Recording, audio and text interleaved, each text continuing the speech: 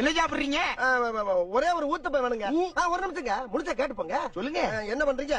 ஒரு சம்பு தண்ணி எடுத்துக்கங்க.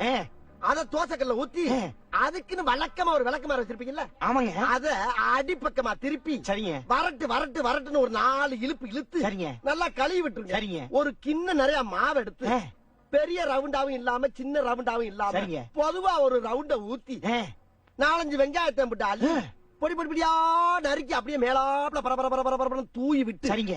ஒரு நீளமான கேரட் எடுத்து அதையும் பொடி பொடியா நறுக்கி சரிங்க. அப்படியே மேலாப்ல பரபரப்பா தூவி விட்டு சரிங்க.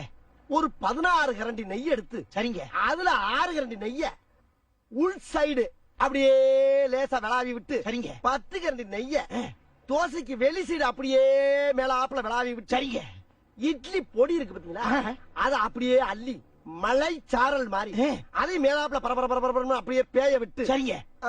பொத்துனாப்ல அப்படி ஒரு பரட்டு இப்படி ஒரு பரட்டு அப்படி பரட்டி விட்டு அப்படியே ரெட்டி கலர்ல முருக விட்டு அழகா மடிச்சு கமன்னு ஒரு ஊத்தப்பத்தை எடுத்துட்டு வாங்க. சரிங்க. அண்ணனுக்கு ஒரு ஊத்தப்பம். அட பிக்காளிப்பழ, அரை மணி நேரமா கதையா சொல்லிருக்கேன். அம்பட்டுக்கும் சரிங்க சரிங்கன்ட்டு ஒரே வார்த்தையில ஊத்தப்பம்னு போயிட்டானே. வரட்டும் வாடிங்க.